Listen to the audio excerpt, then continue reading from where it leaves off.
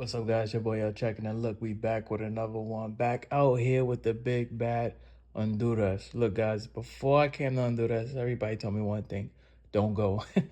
They told me it's too dangerous out there. It's nothing to do. You're basically wasting your time. And let me tell you guys, one of the best decisions that I made this year was going to Honduras because I had so much fun. I met so many great people. I had so many great experiences, and it just felt, it felt different. It felt worth it. It felt like a place that a lot of people don't go to, especially the city we're going to talk about today. So stay tuned. If you ever been thinking about going to Honduras, I'm going to give you the lowdown. Let's do it. I'll check in. Do it on YouTube. Not a YouTuber. Let go. All right, guys. So first thing first, like I said, a lot of people I know, when they go to Honduras, they go to Roatan, which is like the little island off the coast of Honduras. And some people go to like Ceiba, which has like, it's closer to like the Dr. Sebi stuff and all that stuff. But very few people I know actually come to San Pedro Sula. And that's where I went, the capital city. As you can imagine, in general, just in general, because tourism isn't so big in Honduras, it made some things inconvenient. And the number one thing was money, dinero, mula, cash, verde, that green stuff. It was so hard to get my hands on some Honduran limpiras. Um, so guys, normally my process is I do my exchange with my bank, right? Because if you go to, you know, a lot of other places, they kind of janky. So I do the transaction with my bank. If you don't know, you could get the money delivered to you, um, or delivered to a bank, at least with Bank of America.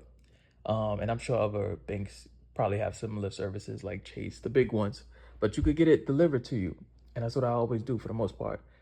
I go on Bank of America, no options. Don't got no options for me. They can't help your boy when it comes to Honduran money. Now, I've been to some places that I thought this was going to happen to me. Chile, like just a little other places that aren't like super big tourist spots. And Bank of America somehow always has it. I mean, even when I went to Egypt, um, just places you wouldn't think, Morocco, Bank of America always comes through for me. Somehow, little old Honduras, which is not that far from the US, they don't have. So, it was inconvenient. Looked around, I couldn't find it. So if you're going to Honduras, you may want to check out like mom and pop currency places. Give them a little time because they take a little while. So that was it. Luckily, I got in the country. ATMs in the airport worked, so I was able to make the exchange. Not too much of a hassle, not too much of a big deal.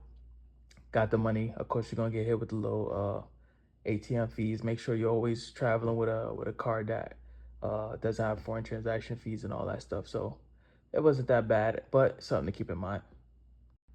Yeah, so the second thing I noticed how in Honduras is, I mean, once my feet hit that ground, bro, I mean, a couple hours in, I was getting major DR vibes, major DR vibes.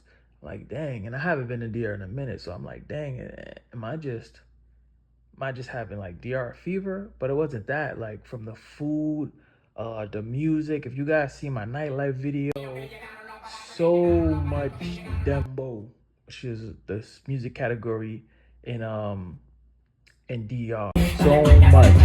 And food, like they have so much food similar, like I talk about it in a couple of videos.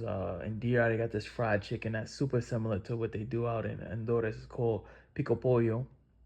They got that, they got pollo guisado. So much, like everything was just reminding me of the DR. The vibes, like people hanging out in front of stores, like chilling, like it was giving an island vibe, which is weird. Like I've been to El Salvador, I've been to other Guatemala. I've never experienced a Central American country that had that vibe, especially a capital city. Like Central American countries definitely have their own vibe. Down, I'm talking about from Panama City, Nicaragua. I've been to all of these countries and none of them felt like this. Like it sure felt straight island vibes, straight DR vibes. Like, okay, this is different. This is different.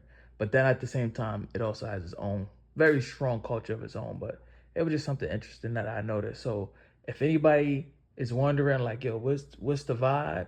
That's it. Like it felt like, I want to say a mini DR, but I'm pretty sure Honduras is bigger than DR. But it felt like a DR. I'm talking about the countryside. Like when I traveled more in the countryside in Santo Domingo, I mean in DR, that's the vibe I was getting. It was crazy. Staying on that DR vibe, we gotta go to the nightlife. Number 3 on this list is gonna be the nightlife. Just prepare yourself, bro. That's what nobody told me. Now let me just clear this up too. And I think I may have said this in another video. A lot of people ask a lot of times, well, or they're like in disbelief that cities that, I don't know if they're just not because they're not popular on YouTube or people don't talk about them a lot. They're this in disbelief when they see, oh, this country got nightlife. Oh, I didn't know that. How did I know that? And you gotta remember, guys, especially when we're talking about capital cities, even when it comes to things to do, like I see that a lot. Like people are like, "Oh, well, is there anything to do in Santiago, Chile? Do they have nightlife out there? Is there anything to do in El Salvador?" You gotta remember, guys, like at least in the capital cities, these places tend to have over 1 million people, bro. There's something to do. They're not all just sitting on their hands all day. All of these places have something to do. Now it comes down to you if you want to go and figure those things out. Like it's not as easy as going to, a Punta Cana and going to a resort, or going to Cartagena where you just walk outside and it's lit. It's not that. Or Rio de Janeiro or whatever. Some places you actually have to go to and explore to figure those things out and to get the vibe. And I get it. You kind of don't want to take the risk, spend the money unless you know for sure it's lit. But I can guarantee you from my experience, any place you go, for the most part, I can't remember any capital city that I've been to. Now, I'm not saying go to like, one-off place. I can't remember any capital city that I went to that didn't have things to do, um, nightlife or whatever. But anyway, I digress. Let's get back to the nightlife. Nightlife was lit. And I'll admit I wasn't expecting that, but man, it has so many options, so many options. The club was packed. I show you guys. I go to 2 clubs out there. One was a little off, but it was a weird event that day. Um, so yeah, that I chalked that up to that. But besides that, man, nightlife is a movie out there. I had so much fun, like so much fun. Everything was lit. The people were so much fun. Like it's just such a great experience. And anybody who partied outside of the U.S. knows it's just such a great experience. And for me, Honduras was just great. San Pedro Sula, I should say, which is great because there was no tourists. Like it wasn't a lot. Like I'm somebody who really like, I'm like a true like I'm a person that really enjoys going places and kind of like seeing it untouched. Like it was just refreshing to go to a club and it was just straight Hondurans. I don't think it was nobody else there. It definitely was no Americans. It was not no Americans there. I can tell you that. So that's that. All right, next one on the list, guys. Number 4, we're gonna talk about danger, stranger danger.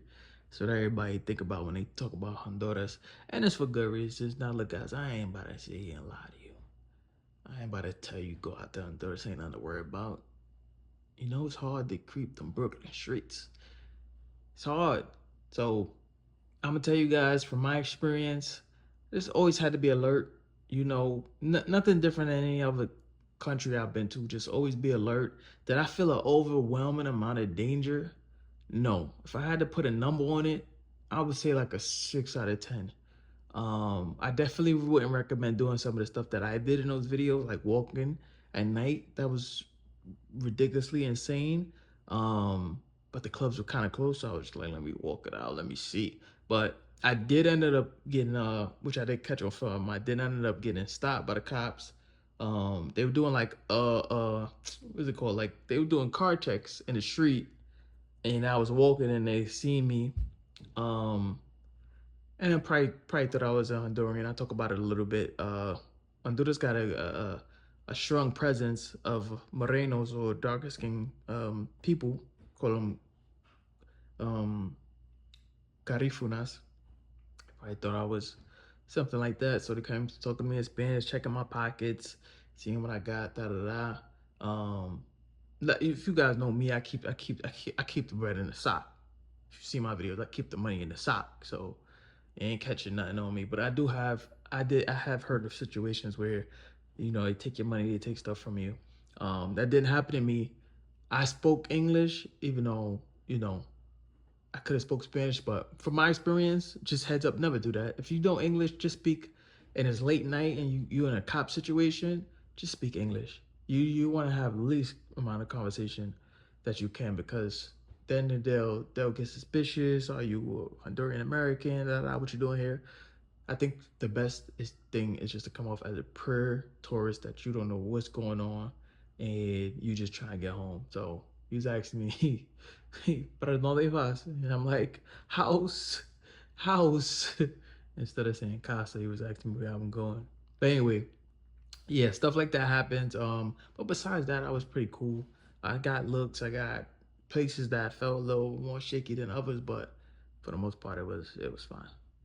All right, guys. Number five, food. So, like I said, even though Honduras gives off strong DR vibes, it's its own country, and it's a very proud country, and it has deep roots in its own identity and own food and all that stuff. It has its own thing going on, and that's clear to see in the food. So I do talk about, you know, um, a lot of stuff they have reminding me of DR, but they also had a lot of other food that had nothing to do with the DR. So the biggest thing is probably baleadas.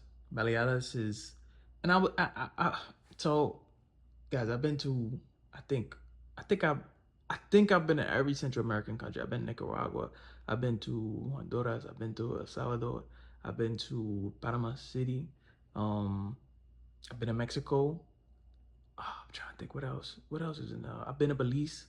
I've been to most of them, and a lot of them do have uh similar food. So just for example, you got Mexico may have the quesadilla, and El Salvador got the papusa, and Honduras has the baleada. Now, never say never. I'm just giving you advice. If you're around any one of these, anybody from these nations, nationalities, don't ever say one is the same as the other. You might get hurt. They might get on you. But I can definitively say that I went to Honduras, and I was gonna try this because it's something I gotta try if I'm there. It's like the national dish. And I had, if you guys probably seen it last year. I went to El Salvador, and I had pupusas. I had a lot of pupusas. I had amazing pupusas, amazing. And the baleadas look similar. I'm like, all right, close to each other. It's probably the same. I thought that I ain't say it though, but no. Baleadas, another level, out of this world. Put me on a slingshot, shoot me across the shoot me across the world, and send me back to Honduras just for baleadas, because those things are so good. Just a word of advice. Now, these things were way rarer. If you guys seen a video, I tried like 2 times, 3 times to get these things, and I didn't know. Apparently, they're more of a breakfast food, and it may depend on the city, because, guys, when I was in San Pedro Sula, everybody told me they was a breakfast food, and they don't serve them after a certain time. All right, cool. Then I went to Tella, and then I come from the beach, and they got some baleadas at like 6, 7 o'clock. I'm like, yo, they told me it was a breakfast. Somebody lying. But all in all, it is what it is. Some things was worth their weight. So good. I recommend you go to the market that I went to. There's a market I went to. Forgot the name of it. Let me try to find it and put it down below. If not, they got this place called I don't want to butcher the name. I think it's Estelinas, and it has like the best ones in San Pedro Sula. But I went to some random spots in Tela, and they were delicious. So that's that, guys. Do not skip Honduran food. It is very good. On top of that, you also got, like I was talking about, that it's tongue twister. Garifuna. My man's gonna kill me. I told you, I got a very close friend. Um, but yeah, they have that food, and as you could imagine, guys, that's pulling from my African roots. I'm pulling from my African roots, and I'm thinking so good. The things so good. They were amazing, man.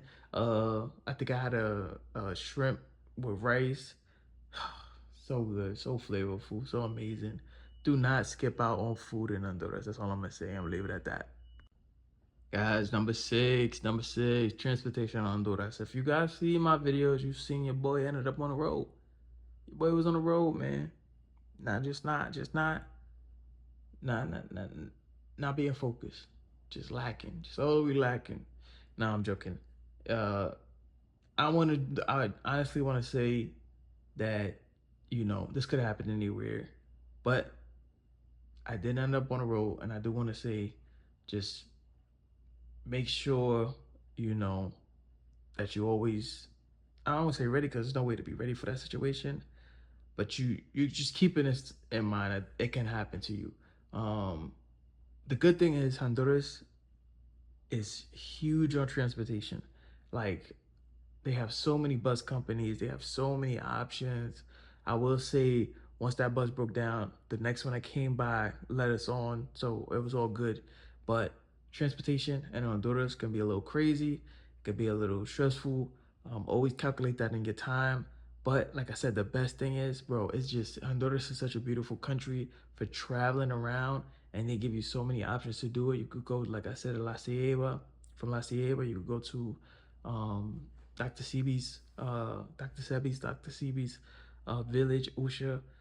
You could go to Roatan.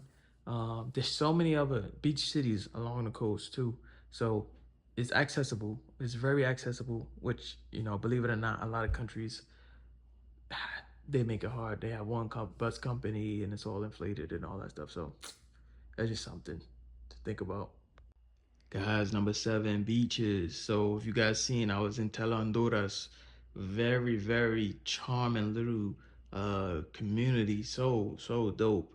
Like I said, a lot of food, a lot of energy, and very local, very authentic, very nice beach. If you guys watch the video, you can see it. If you like one of those places where there's not a lot of hagglers and vendors and stuff, Tell Honduras is for you. The best part about it is it's very convenient to get to, especially from the capital.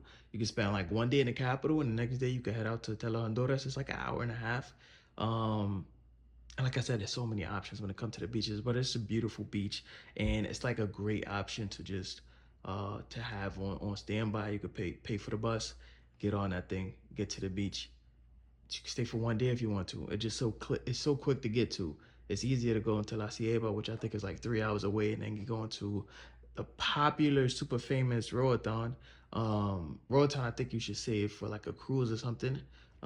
It's just way more convenient because the only other way to get there, I think you have to fly into San Pedro Sula and then La Ceiba, or fly to La Ceiba and then take a boat or take another plane. They do offer daily flights from the capital, San Pedro Sula, to Roatan, but it's just such a more convenient option to just go to Tela and get a lot of that great stuff. They got great restaurants, they got great beach, and you can save yourself some money because the bus is cheap. It's under, I want to say under $10 to get on the bus. All right, guys, look, I'm gonna leave it here. 7 things that I found to be super, super interesting about Honduras. Hope you guys learned some. I hope this was interesting, something you can use in the future. If so, drop a thumbs up in the comments. Also, subscribe if you're not subscribed. Thanks, guys. Share this video to anybody you know that may want to go to Honduras. And if you've been thinking about it, go ahead and buy that ticket. I'll check in. Do it on YouTube, not a YouTube, but go. What's up, guys? If you like the shirt you see me wearing in this video or any of my other videos, check out the description box below to get yours.